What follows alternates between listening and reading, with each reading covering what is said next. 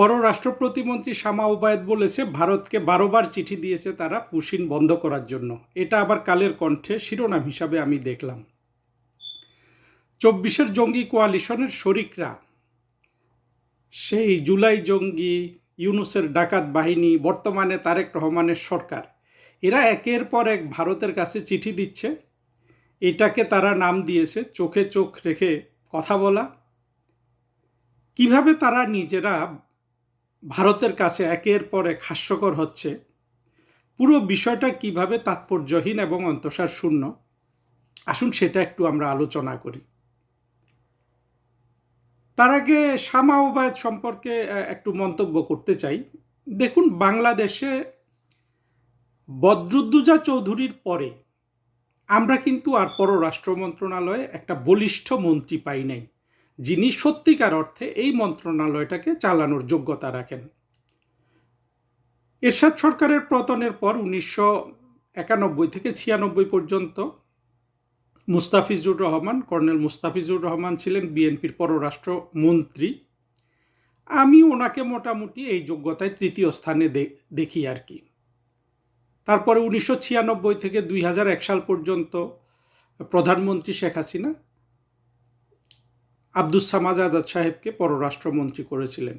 আব্দুস সামাদ আজাদ বাংলাদেশে কিন্তু বঙ্গবন্ধুর সময় উনি পররাষ্ট্রমন্ত্রী ছিলেন।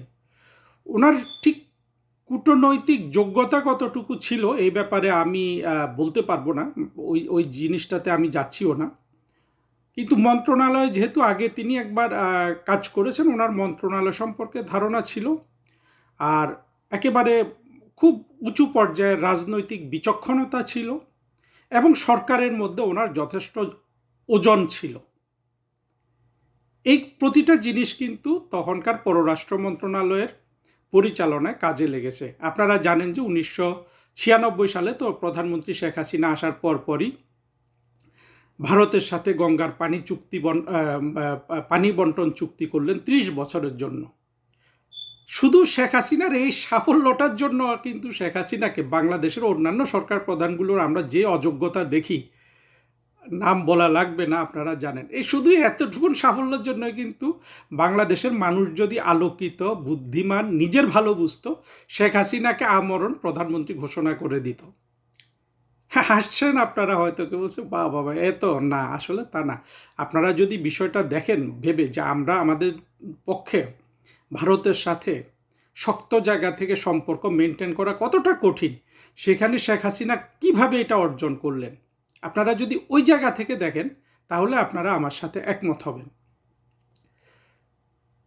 এই আব্দুস সামাদ আজাদ গেলেন 2001 সালে, বিএনপি পররাষ্ট্রমন্ত্রী করলেন বদরুদ্দোজা চৌধুরীকে।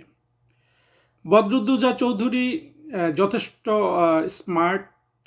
আমি তখন চাকরিতে ঢুকে গেছি, ওনার সাথে আমার একটু দেখা করারও সুযোগ হয়েছিল। অ্যাসিস্ট্যান্ট সেক্রেটারি হিসাবে উনি আমাকে একবার ডেকেছিলেন। সাধারণত মন্ত্রীরা অ্যাসিস্ট্যান্ট সেক্রেটারিদের ডাকে না। এই বদরুদ্দোজা চৌধুরী আমাদের আজ পর্যন্ত 2026 সাল পর্যন্ত শেষ পররাষ্ট্রমন্ত্রী, যাকে আসলে সরকারগুলো আমি বলবো যে ভাগ্যবান ছিলেন এই ধরনের মন্ত্রী নিয়োগ করা পররাষ্ট্র মন্ত্রণালয়ে। অর্থাৎ একদিকে ঘাটতি থাকলেও ওনাদের আরেক দিকে এমন যোগ্যতা ছিল যেটা পররাষ্ট্র মন্ত্রণালয় চালানোর জন্য উপযুক্ত। এরপরে আসলেন এই বদরুদ্দোজা চৌধুরীর স্বল্পকালীন মন্ত্রী থেকে উনি প্রেসিডেন্ট হয়ে গেলেন, আসলেন মোর্শেদ খান। মোর্শেদ খানের আগমনটাকে আমি পররাষ্ট্র মন্ত্রণালয়কে একটা 20তলা বিল্ডিং থেকে ধপাস করে পড়ে যাওয়া হিসাবে দেখি। মোর্শেদ খান বুদ্ধিমান মানুষ ছিলেন, সব ঠিক আছে, কিন্তু আসলে একজন মানে পররাষ্ট্রমন্ত্রী হওয়ার যে যোগ্যতাগুলো লাগে তার মধ্যে সবচেয়ে তার খারাপ ছিল বদমেজাজ। মোর্শেদ খান একবার জাপানে না কোন জায়গায় হোটেলের সামনে এক ডিজিকে লাথি মারতে চেয়েছিল, ফরেন মিনিস্ট্রির ডিজিকে আর কি, মহাপরিচালক। এইরকম তার বদমেজাজ ছিল, মাঝে মাঝে বদমেজাজ উঠত এবং কথা বলার সময় মনে হতো যে আমি এখন ইউটিউবের জন্য যেভাবে ভিডিও বানাই এমনি তো আমার কথা দ্রুত করা লাগে, সে মনে হলো যে একটা মেল ট্রেন ছেড়ে দিয়েছে, মানে এত দ্রুত কথা বলতো চোখ বন্ধ করে। ভুলভাল ইংরেজি, বাট ইংরেজিতে ফ্লুয়েন্ট ছিল, কিন্তু ছিল বদমেজাজ আর ছিল পাকিস্তানি মানসিকতা। দেখলেই মনে হতো সে পাকিস্তানের পররাষ্ট্রমন্ত্রী।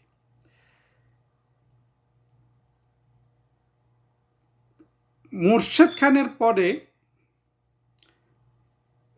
যে ফখরুদ্দিন ছিল, ফখরুদ্দিনের ইফতেখার উদ্দিন, ফখরুদ্দিনের সম্বন্ধী, হ্যাঁ, আমাদের বিখ্যাত পররাষ্ট্র সচিব ফারুক চৌধুরীর ভাই।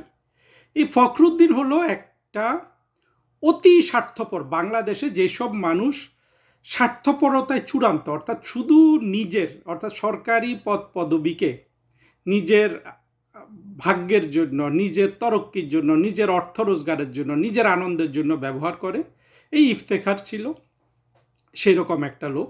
ফারুক চৌধুরীও কিছুটা সেই রকম। ফারুক চৌধুরী মাত্রা একটু কম, আর ফারুক চৌধুরী জ্ঞানে ট্যানে হয়তো একটু বেশি। ফারুক চৌধুরী মূলধারার সাথে ছিল বলে আমরা হয়তো তাকে একটু সম্মান করি, বাট এই ভাইগুলোর চরিত্র একই, সম্পূর্ণরূপে আপনার স্বার্থপর, কোনো দেশপ্রেম এদের মধ্যে নাই। অনেকটা আপনি বলতে পারেন যে খলিল। আর খলিল আবার হলো কি, খলিল ওদের চরিত্রটা আছে দেশপ্রেমহীনতা, আর খলিল তো দেশ বিক্রি করেই আসে, খলিল সম্পর্কে তো বাড়তি বলার নেই। কিন্তু ইফতেখার ওরা আবার একটু ডিফারেন্ট ওয়েতে মোল্ড হওয়া ডিপ্লোম্যাট ছিল, খলিলের আবার ওই যোগ্যতাটাও নাই। ইফতেখারের পরে আমাদের আসলেন দীপুমণি, হাসান মাহমুদ। আমি প্রতিমন্ত্রী নিয়ে এখানে আলোচনাই করব না, কারণ আমি তো অন্য আলোচনায় আছি। দীপুমণি আমি মনে করি যে আমাদের একটা পোটেনশিয়াল পররাষ্ট্রমন্ত্রী হওয়ার যোগ্যতা ছিল। ওনারও বদমেজাজ ছিল, বদমেজাজটা ওনার থাকলে ওনার বদমেজাজ উনি আবার মুহূর্তের মধ্যে এটা ঠিক করে একটা ভালো পরিবেশ তৈরি করতে পারতেন। দীপুমণিকে আমাদের যেহেতু নাই পররাষ্ট্রমন্ত্রী হওয়ার মতো লোক, সেক্ষেত্রে দীপুমণির যে যতটুকুন অভিজ্ঞতা হয়েছিল, এবং দীপুমণির সময় তো বাংলাদেশে বিশাল বিশাল পররাষ্ট্রনীতিতে অর্জন ছিল শেখ হাসিনা সরকারের। পরবর্তীতে আর দীপুমণিকে ফরেন মিনিস্ট্রিতে আনা হলো না। একজনকে তো তৈরি করতে হবে। বাংলাদেশ এমন একটা দেশ যেখানে আসলে এক মেয়াদে করিয়ে আপনি খুব ভাগ্যবান না হলে যথেষ্ট ওজনই ফরেন মিনিস্টার পাবেন না। তারপরে আসলো আবুল হাসান মাহমুদ আলী। আবুল হাসান মাহমুদ আলী আসলে বয়স্ক লোক তো, প্রচণ্ড অলস, তার যতটুকু জ্ঞান ট্যান ছিল এটা দিয়ে ফরেন মিনিস্ট্রি চালানো যায়। সে করলো কি, ফরেন মিনিস্ট্রিটাকে পুরোপুরি শহীদুল হক, তার সময়ের যে মানে ছিল 5 বছর পররাষ্ট্রমন্ত্রী মাহমুদ আলী, আর শহীদুল হক ছিল 7 বছর পররাষ্ট্র সচিব।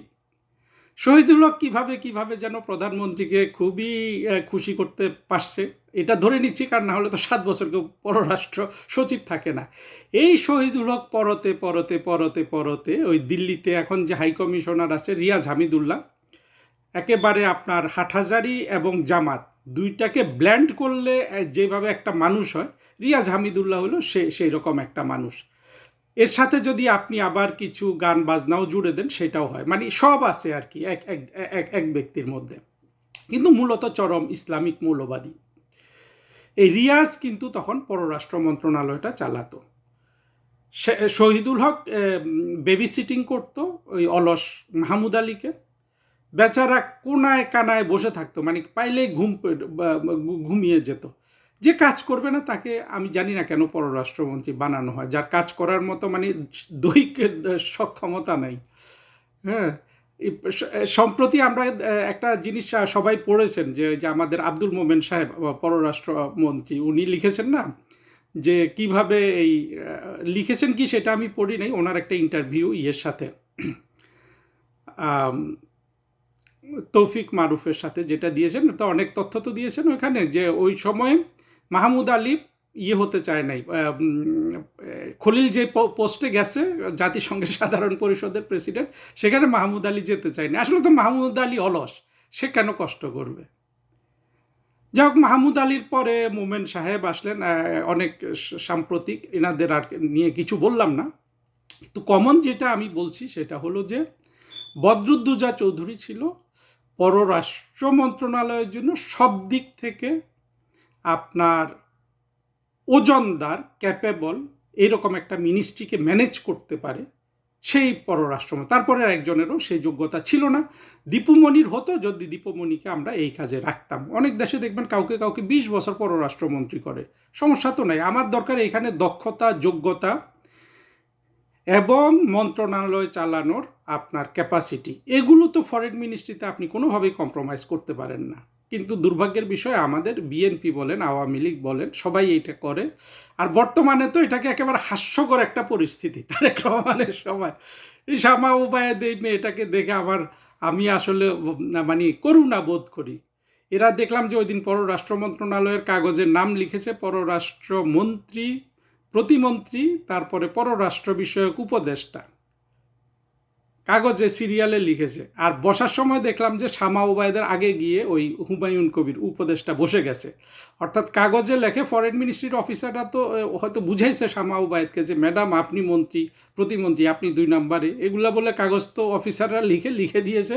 কিন্তু হুমায়ুন কবির ওইটাকে থোড়াই কেয়ার করছে, সে গিয়ে শামা ওবায়দের আগে বসে গেছে। এটা স্পষ্ট বোঝা যাচ্ছে যে শামা ওবায়দ, হুমায়ুন কবির, এদের মধ্যে আসলে এই ক্ষমতার দ্বন্দ্ব, কে বড় কে ছোট, এগুলো নিয়ে দ্বন্দ্ব চলছে। এইরকম করে আপনি সবসময় বাংলাদেশে মন্ত্রী, প্রতিমন্ত্রী এগুলো থাকলেই হলো অতি সন্ন্যাসীতে গাজন নষ্ট। এটা সব সরকারই করে, কিন্তু আমি জানি না সরকারদের কি ধরনের পারপাস এরা সার্ভ করে। যদি দক্ষতা, যদি গতি হয়, যদি আমার উদ্দেশ্য, সেখানে তো আমার ওইভাবে আসলে মানুষকে সেট করতে হবে। অর্থাৎ প্রতিমন্ত্রী হলে যদি কাজের গতি কমে যায়, প্রতিমন্ত্রী যদি পদে পদে বসে থাকে মন্ত্রীকে ল্যাং মারার জন্য, সেই জায়গায় তো আসলে আমাদের যেভাবে আমাদের দেশের মানুষের মন মানসিকতা, সেখানে তো প্রতিমন্ত্রী নিয়োগ দেওয়া ঠিক নয়। যাই হোক, সরকার প্রধানরা তো আমার চেয়ে বেশি বোঝেন, আমি তো অত বুঝি না। এই গেল পররাষ্ট্রমন্ত্রীদের একটা সংক্ষিপ্ত ইতিহাস। কথাগুলো দরকার, কিন্তু আসলে হয়তো একটু ডাইভার্টেড হয়ে গেলাম। শামা ওবায়দের যে কথাটা, যে 12 বার চিঠি লিখেছে, এটা আমরা একেবারে ইউনূসের আমল থেকে দেখছি। বিশেষ করে বাংলাদেশের জঙ্গিরা, একটা জঙ্গি আছে, সে আবার নাস্তিক এবং মানে বহুগামী, আশরাফ কায়সার নামে একটা ছেলে, সে তার টেলিভিশন সাক্ষাৎকারে ইউনূসের কি প্রশংসা, এই প্রথম ভারতের চোখে চোখ রেখে কথা বলা হচ্ছে। এই চোখে চোখ রেখে কথা বলা হলো যে ওরা প্রতি সপ্তাহে ভারতকে একটা চিঠি দেয়। দেখেন, এই চিঠি দেয়া মানে হলো আপনি যতটা চিঠি আপনাকে দিবেন, আর চিঠির যদি উত্তর না পান, চিঠি নিয়ে যদি সত্যিকারের কোনো আলাপ আলোচনা না হয়, কোনো আপনার ব্যবস্থা না হয়, তার মানে হলো আপনি একটা চিঠি দিচ্ছেন, নিজেকে আপনি হিউমিলিয়েট করছেন। হ্যাঁ, ভারতের সামনে আপনি মনে করেন যে 5 স্তরের কাপড় পরে গেলেন, আপনি একটা চিঠি দিলেন, সেই চিঠি ভারত গুরুত্ব দিল না, তাহলে আপনি আপনার প্রথম কাপড়টা খুললেন। দ্বিতীয় চিঠি দিলেন, দ্বিতীয় চিঠির উত্তর দিল না, তাহলে আপনি আপনার দ্বিতীয় স্তরের কাপড়টা খুললেন। মানুষ কত স্তরের কাপড় পরে? হ্যাঁ, কানাডাতে 5-6 স্তর পর্যন্ত কাপড় পরে। তো এইভাবে আপনি 12টা চিঠি দিলে আপনি কতবার উলঙ্গ হচ্ছেন। আর এই পুশিনের চিঠি তো মানে আন্তরিকভাবে বাংলাদেশের দেওয়ারও আসলে কোনো সুযোগ নাই, কারণ আন্তরিকভাবে দিলে তো, পুশিন নিয়ে আমি আলাদা একটা ভিডিও করেছি, সেটা এই ভিডিওটার আগে আসবে। আন্তরিকভাবে এটা নিয়ে আলোচনা করলে তো বাংলাদেশকে অনেক, এই যে পুশিন যাদের করছে এদের ফেরত নিতে হবে, সেটা তো বাংলাদেশ চায় না। ভারত বাংলাদেশ সম্পর্কটা কখনো আইডিয়াল ছিল না। এটা শেখ হাসিনার সময়ে সবচেয়ে, আমি বলবো যে সঠিক দিকে যাচ্ছিল। কিন্তু আমাদের মুক্তিযুদ্ধের পক্ষে আমরা মৌলবাদীদের প্রচারণায় আমরা আমাদের নিজেদের বোধহয় এক ধরনের কি বলবো, আমাদের নিজেদের মধ্যে এক ধরনের লজ্জা ছিল যে এরা এতবার বলছে ভারতের কাছে বাংলাদেশকে বিক্রি করে দিচ্ছে, এই জন্য প্রকাশ্যে আমরা আমাদের সাফল্যগুলো নিয়ে কথাও বলতে পারিনি। এমন দুর্ভাগ্য আমাদের এই বাংলাদেশ জাতিটার, যেটা স্বাধীন হয়েছিল মৌলবাদীদের, হ্যাঁ, এই দেশের জায়গা না দেওয়ার জন্য, পাকিস্তানের অভিজ্ঞতা নিয়ে। সেই দেশে মৌলবাদীরা, এরা একসাথে একদিকে তো মৌলবাদী, আরেকদিকে আবার স্বাধীনতা বিরোধী, এত গভীরে এরা প্রভাব সৃষ্টি করেছে। অথচ দেখেন, আমরা যদি ভারতের ইতিহাসটা দেখি, মানে দূর না, নিকট অতীতের ইতিহাসটা, 1919 সালে সালে দিল্লিতে যে খিলাফত কনফারেন্স হয়, অর্থাৎ প্রথম বিশ্বযুদ্ধকে কেন্দ্র করে তুরস্কের খিলাফতকে সমর্থন দেওয়ার জন্য দিল্লিতে অল ইন্ডিয়া খিলাফত কনফারেন্স হয়। সেই কনফারেন্সের প্রেসিডেন্ট করা হয়েছিল জিন্নার পৃষ্ঠপোষকতায় গান্ধীকে। এবং 1919-20 এই 2 বছর কিন্তু গান্ধী এই খিলাফত যে আন্দোলনটা বাংলাদেশ থেকে করতো, তার কি ভারতবর্ষ থেকে করতো তুরস্কের সমর্থনে, সেটার কিন্তু গান্ধী কিন্তু প্রেসিডেন্টও ছিলেন। একটা সুন্দর ব্যবস্থা না? আপনি আজকে যদি ভারতবর্ষে মুসলমানদের হিসাব নেন, ভারতবর্ষে ওদের এখন আদমশুমারি হলে দেখা যাবে 30 কোটি মুসলমান আছে। তো ভারতবর্ষে যদি 30 কোটি মুসলমান থাকে, তো ভারতবর্ষ তো বিশ্বের সবচেয়ে বড় 1 নম্বর মুসলমান দেশ। ইন্দোনেশিয়া, পাকিস্তান আর বাংলাদেশ 3-4 নম্বরে পড়ে। জঙ্গিরা যেইভাবে তাদের পৃথিবীটা কল্পনা করে, তার এগেনিস্টে গিয়ে ভাবুন তো, ভারতের এই যে মুসলমানগুলা, ভারতের কথা বললে অবশ্য আপনাদের বোঝানো কঠিন হবে, তো হিন্দু প্রধান রাষ্ট্র, যে 31 কোটি মুসলমান, তাদের সৌভাগ্য তাদের দুর্ভাগ্য এগুলো আপনি চিন্তা করবেন না? এই যে পাকিস্তানে বাংলাদেশে জঙ্গিরা যেভাবে ভারত বিরোধী প্রচারণা করে, এইটার উল্টাটাও তো হতে পারতো। গান্ধী যেভাবে খেলাফত আন্দোলনের প্রধান হয়েছিলেন, সেভাবে ভারতও তো একটা আপনার সম্মান রক্ষা করা রেসপেক্টেড একটা ওআইসি মেম্বার হতে পারত। তার তো সব রাইট আছে। ওআইসি যদি মুসলমানদের স্বার্থ রক্ষার জন্য হয়, তাহলে ভারতের 30 কোটি মুসলমানদের ওআইসিতে কি কোনো ধরনের দাবি নাই?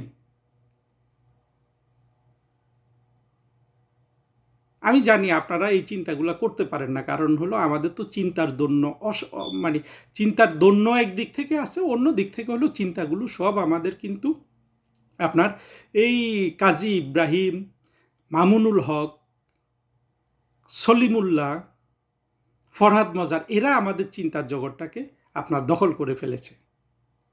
এটা আমাদের যে কত বড় দুর্ভাগ্য সেটা আমরা কল্পনা করতে পারছি না। ফলে আমরা কিন্তু দৃষ্টিটাকে ভিন্নভাবে দেখতে পারি না, যেখানে মানুষে মানুষে সম্প্রীতি তৈরি হবে, ভালোবাসা তৈরি হবে এবং মানুষ ভাগ হয়ে গেছে তাও সুখে শান্তিতে বসবাস করতে পারবে, সেই দিকে কিন্তু আমরা যাই না। আপনি 24 ঘন্টা জঙ্গিদেরকে দিয়ে ভারতকে গালি দিবেন, আপনি নিজেও রাজনৈতিক দল হিসাবে তারেক রহমানের দল আপনাকে বলছি গালি দিবেন। হ্যাঁ, একবার আপনার আম্মা বলেছিল যে ফেনী থেকে ওই পর্যন্ত নিয়ে যাবে আওয়ামী লীগ ক্ষমতায় আসলে। তারপর আরেকবার বলেছিল, ওই খালেদা জিয়াই বলেছেন, ম্যাডাম খালেদা জিয়া, যে আওয়ামী লীগ আসলে এবার মসজিদে উলুধ্বনি শোনা যাবে। তারেক রহমান তো একেবারে জিহাদ ঘোষণা করেছিলেন বাংলাদেশে জঙ্গি উত্থানের। এখন আপনি ভারতের সমর্থনে ক্ষমতায় এসছেন, এখন বারবার চিঠি দিচ্ছেন, যেই সমর্থনে যে যে যে কন্ডিশনে আসছিলেন সেগুলোই পূরণ করেন সৎভাবে। কারণ হলো ভারত বাংলাদেশ সুসম্পর্ক না হলে, ভারত যদি আমাদেরকে জ্বালাইতে চায়, ভারতের এই জ্বালানি ঠেকানোর কোনো কায়দা, কোনো শক্তি আমাদের কাছে নাই। আপনি ভাবতে পারেন বাংলাদেশের মানুষ সেটাই ভাবছে যে আত্মঘাতী জঙ্গি নাসিরুদ্দিন পাটোয়ারি দেখলাম 2-3 দিন আগে ভারত সীমান্তে গিয়ে সে ডেমনস্ট্রেশন করছে। এগুলো করতে পারেন, কিন্তু ভারত যে যন্ত্রণা আপনাকে দিতে পারবে সেটা শুধু আপনি সুসম্পর্কের বেসিসে আপনি নিরসন করতে পারবেন, জোরে চোখে চোখ রেখে করতে পারবেন না। হ্যাঁ, এটা মানি যে আব্দুল মোমেন সাহেবের কিছু কথাবার্তা প্রধানমন্ত্রী শেখ হাসিনার জন্য অত্যন্ত বিব্রতকর হয়েছিল। আমি অবশ্য এটাতে কোনোভাবেই ক্ষমা সুন্দর দৃষ্টিতে দেখতে পারি না, despite my huge respect for mister Momen, যে কোনো পররাষ্ট্রমন্ত্রী এই ধরনের আপনার দায়িত্ব জ্ঞানহীন কথাবার্তা বলা উচিত না। কমপক্ষে 2বার তিনি বলেছেন, আমি শুনেছি। অর্থাৎ আমরা সবাই কিন্তু ভারত বাংলাদেশ সম্পর্কটাকে নষ্ট করার জন্য কন্ট্রিবিউট করেছি। তাতে কারা ক্ষতিগ্রস্ত হয়েছে? ক্ষতিগ্রস্ত হয়েছে আপনার বাংলাদেশের দরিদ্র মানুষ, বাংলাদেশের হিন্দুরা। বাংলাদেশের যদি অর্থনৈতিক উন্নতি যদি আপনি চান, আমরা যদি 1972 সাল থেকে ভারতের সাথে মৌলবাদীরা যেসব প্রপাগান্ডা করে যে দেশ বিক্রি, এইটাকে অতিক্রম করে আমরা যদি ভারতের সাথে আন্তরিক সম্পর্ক রক্ষা করতে পারতাম, আজকে কিন্তু বাংলাদেশ বাংলাদেশের উন্নতিটা হয়ে যেত, অর্থনৈতিক উন্নতিটা হয়ে যেত আমাদের একটা দেশের পরে থাইল্যান্ডের কাছাকাছি, অর্থাৎ থাইল্যান্ডের সমপরিমাণ উন্নত আমরা থাকতে পারতাম। আচ্ছা বলুন তো, মৌলবাদীরা যা চায় তা করে আজকে আমরা অর্থনৈতিকভাবে যেই জায়গায় আছি সেটা ভালো না? আমরা যদি থাইল্যান্ডের মতো, থাইল্যান্ড যে পর্যায়ে ইকোনমিক ডেভেলপমেন্ট করেছে সেই পর্যায়ে থাকা আমাদের জন্য ভালো ছিল। আর আপনি যদি ভারতের সাথে আন্তরিক সম্পর্ক রক্ষা করেন তাহলে ভারত আপনার এই উন্নতি মেনে নিবে। আর আপনি যদি ভারতকে খোঁচান, ভারতের জন্য হুমকি, নিজেকে প্রদর্শন করেন হুমকি হিসাবে, ভারতের যত ক্যাপাসিটি আছে সে ভারত কিন্তু আপনার ইকোনমিক বৃদ্ধিটা কিন্তু আপনার কমিয়ে দিবে। এটা আওয়ামী লীগ সরকারের আমলেও কমিয়ে দিতে পারে, যদিও প্রধানমন্ত্রী শেখ হাসিনাকে অনেক ধরনের সহযোগিতা ভারত করেছে। কিন্তু আমরা কিন্তু এটাও শুনি ভারতের বিভিন্ন তরফ থেকেও নাকি এটা চিন্তা করা হয় যে শেখ হাসিনার সময় বাংলাদেশ অনেক এগিয়ে গেছে, এটা তারা পছন্দ করেনি। এই ধরনের অপছন্দ করার যথেষ্ট কারণ আছে, কারণ পাশের দেশে এগিয়ে গেলে তো আরেক দেশ পছন্দ করবে না। কিন্তু করবে যদি আপনি সম্পর্কের মধ্যে আন্তরিকতার কোনো ঘাটতি না রাখেন। যা হোক, আলোচনাটা অনেক গভীরে নিয়ে গেছি এবং এগুলো নিয়ে আমি ভবিষ্যতে অনেক আলোচনা করব, এবং এটা অত্যন্ত গুরুত্বপূর্ণ আলোচনা। যেটা বললাম যে ভারতের সাথে আন্তরিক সম্পর্ক রাখতে পারলে আমাদের যেই ইকোনমিক ডেভেলপমেন্টটা হতো বা এই 53 বছরে, সেটা এখন থাইল্যান্ডের পর্যায়ে পৌঁছে যেত। আর ভারত তো ভারতের পর্যায়ে আছে। কেবল আন্তরিক সম্পর্ক থাকলে আপনার ওইটুকুন ইকোনমিক ডেভেলপমেন্ট ভারতের সরকার বলেন, গোয়েন্দা বলেন, ওরা মেনে নিবে। আদারওয়াইজ তারাও কিন্তু আপনাকে টেনে ধরার চেষ্টা করবে।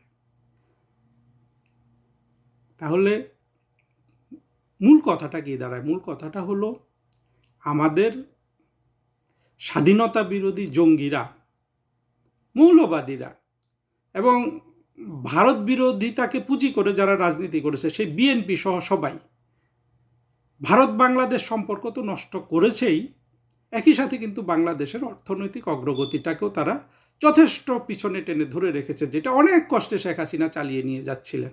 আর এখন সে তারেক রহমান আছে, এখন তো এটার কোনো উন্নতি হবেই না। এই ধরনের আপনার পজিটিভ, গভীর এবং মানব কল্যাণ, অর্থাৎ আমাদের জাতির কল্যাণে, গরিব মানুষের কল্যাণে যেসব চিন্তা দরকার, যে ধরনের পলিসি দরকার, সেই দিকে আমরা কখনোই যেতে পারিনি। আমরা মোটামুটি এই কাজী ইব্রাহিম, তারেক মনোয়ার, মামুনুল হক বা খালেদা জিয়া, তারেক রহমান যেই ঘৃণা ভারতের বিরুদ্ধে প্রচার করে, সেগুলা দ্বারা আমরা বাংলাদেশের সব ধরনের আস্তিক নাস্তিক, সংস্কৃতি, ব্যক্তিত্ব, প্রগতিশীল, আবার ধর্মপ্রাণ সবাই কিন্তু প্রভাবিত। ভারত বাংলাদেশ সম্পর্ক 12টা চিঠি দিয়ে যেটা প্রকাশ করলেন শামা ওবায়েদ, এটা আসলে খুবই হাস্যকর একটা ব্যাপার। এটা বালসুলভ, অর্থাৎ সরকার হিসাবে, রাজনৈতিক দল হিসাবে ইউনূস তো ম্যাচুরিটি দেখাতে আসে না, ডাকাতি করতে এসছে। তারই ধারাবাহিকতাটা এই শামা ওবায়েদরা বজায় রেখেছে।